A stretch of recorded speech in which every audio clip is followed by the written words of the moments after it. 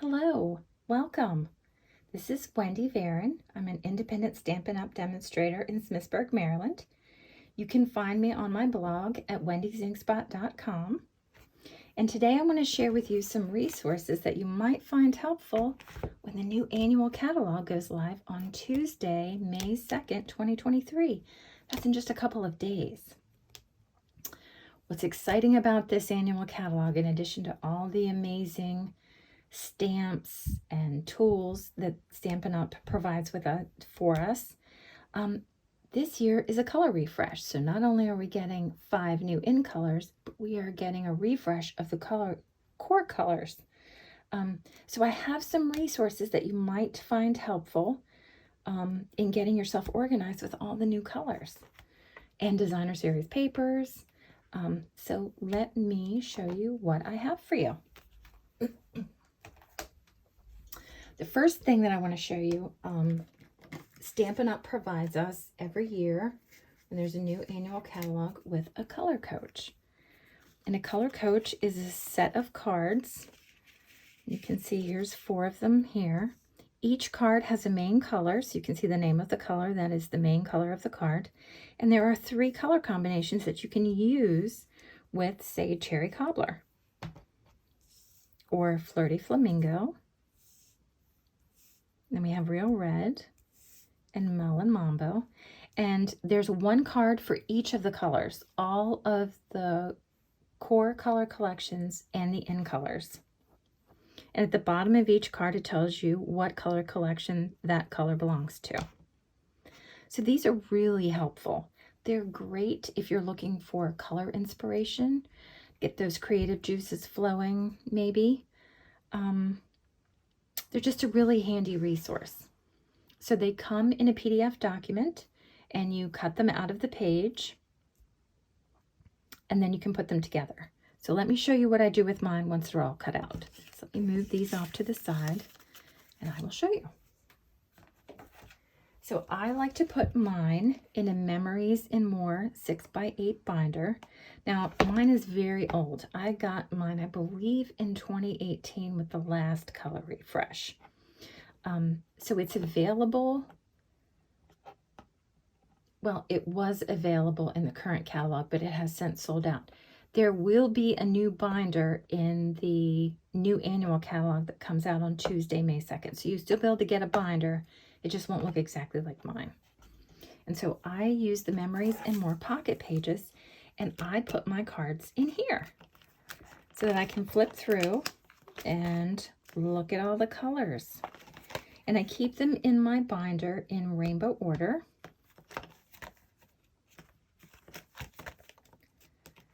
It's such a great resource. Now, in addition to putting them in this way, if you choose to do it this way, you could also get these cards back out. You could add cardstock swatches to your binder.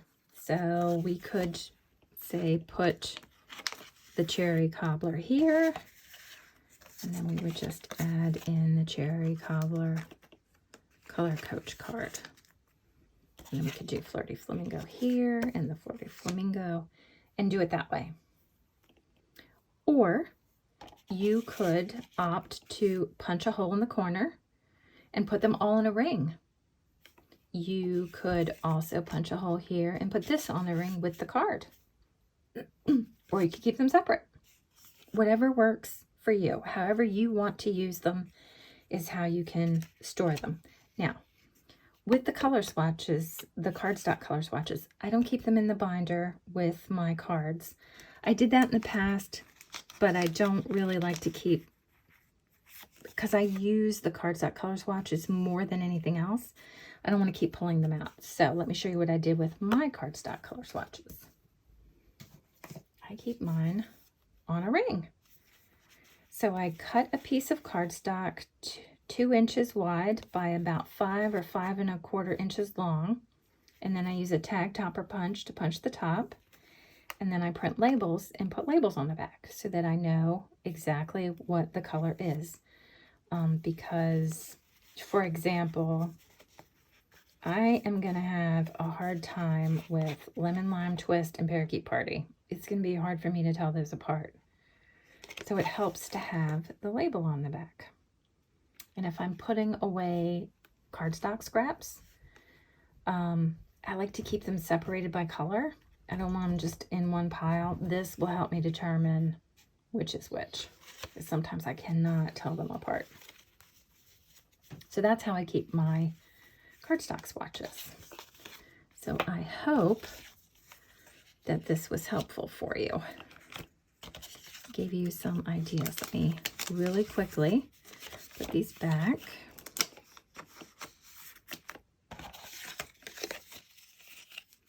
The next resource that I have for you is still related to the colors. Let me move this binder out of the way. I have, oops, not that one. Oops. I have color swatch charts. So Stampin' Up! Has provided us with these before, and so I have just updated, I've just recreated their document. So I have all of the color collections together. I have the name of the color, and for paper, cardstock, I have a swatch of all the cardstock. I have the swatch of the ink pads, the Stampin' Up! Markers, and the blends. So I can see at a glance what I have, what I don't have, what I might need to replace. I did at one time have all the markers, but with the new core colors, I definitely need to update my Stampin' Up! Markers. And some of the ones that I have, I used a lot, and I need to replace them. So subtles, neutrals. Now the dashes mean that there is no blend. And believe it or not, there are a couple of colors that don't have blends. Here's the brights. Here's the in colors. And here's the regals. Now I want to point these out to you because I do not own all of the ink pads. Like, I know a color refresh can be stressful when you think you need to buy everything. I've been a demonstrator for 6 years, and I've never owned an old olive ink pad. I just don't use that color very often. I don't actually own a full-size ink pad of Crushed Curry or Cajun Craze, because again, I almost never use those colors, and these are just Stampin' Spots that I happen to get in a paper pumpkin kit. Yeah. So you can see here with the new in colors, the new 2023-2025 in colors, I did not purchase the whole set. I have not purchased an ink pad for Copper Clay or Wild Wheat. I'm not sure if I'm going to be using those. I did buy the markers because the markers you buy in a collection, and if I really want to use these, I will probably just use the Stampin' Up! Marker and ink up my stamp that way. And then I did not purchase the blends yet because, again, I'm not sure I'm going to be using these colors. I might use them in the fall, but I wouldn't use them on a regular basis. So I haven't purchased those yet. So just a little tip for you. You don't have to have it all. You don't have to buy it all right now. It's okay. And then this will help me determine which ones I have, which ones I don't have, what I need to get. And so I hope you find this resource helpful. I will have a link so that you can download and print all of these if you would like. And then I also use these in another way. I also have them in my binder. So what I did, I didn't alter the document in any way. This is a full-size piece of basic white cardstock. It's 8.5 by 11. I did not alter the document. All that I did to fit it in my binder was change the orientation of the paper to landscape. And I'll show you how that turned out. So it printed my color swatch chart in landscape, and it fit on half a sheet of cardstock. So I just put my cardstock in, printed it in landscape, and there you go. And so I did the same thing. I put my cardstock color swatches on. I did my ink pad, my Stampin' Up! Markers, and all my blends. You can see I did neutrals first. I cut this piece of paper a little bit too small. So I just used some snail and stuck it on the back of there, and there you go. Worked out fine. So there you have it.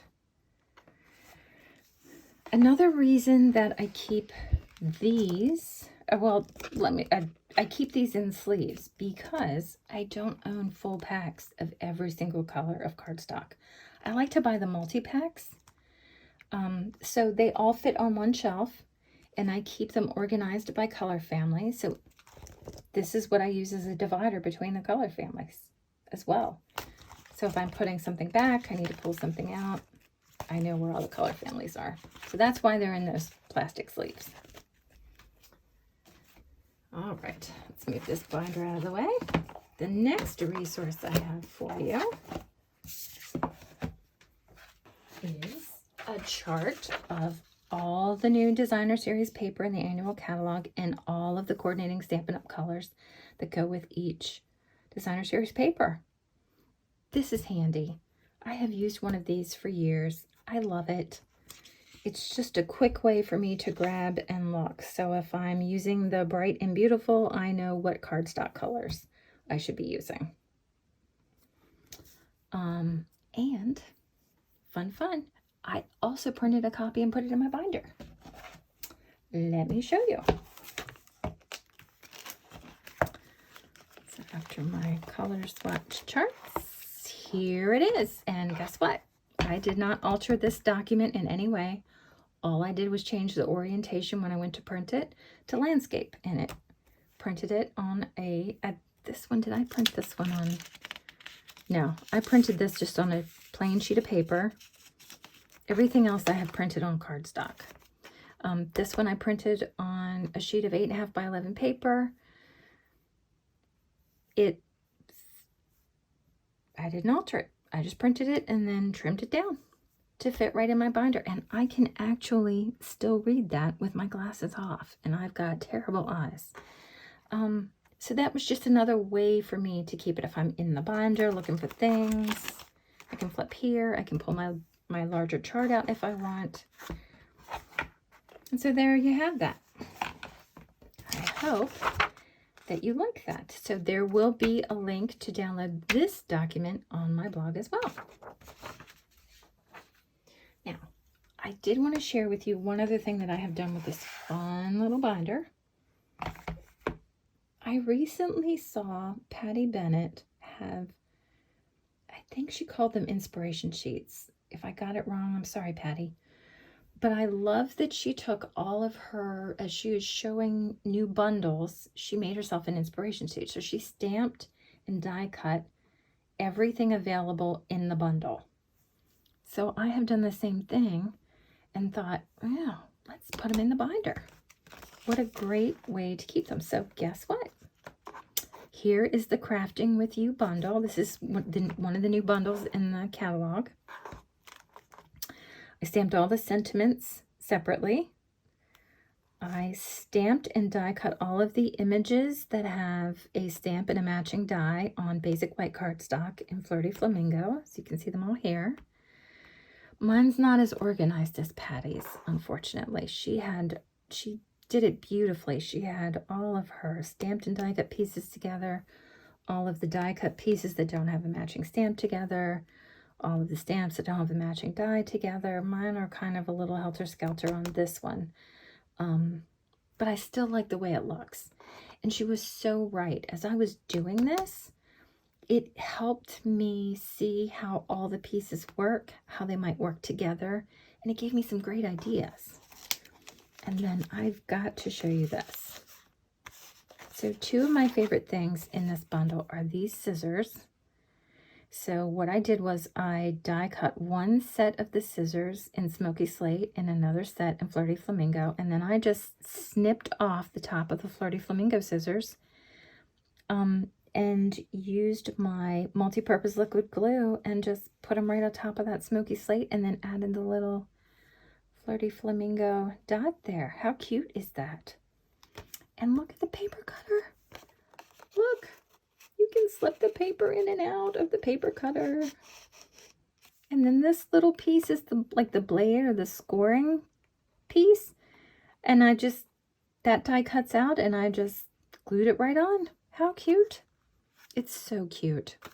This will be a bundle that lives in my collection forever. It is just so cute. I can't even stand it. And then I did it for the countryside corners. Now let me show you this one. One moment. So here's the dies. This is one single stamp. And so I took the stamp and stamped it on a piece of basic white cardstock with Coastal Cabana ink. And then I just die cut each of the individual frames or rings. So I cut this one first. That's what this one is. So I die cut that one out, and then I layered this one on to die cut the second one out, and so on and so forth.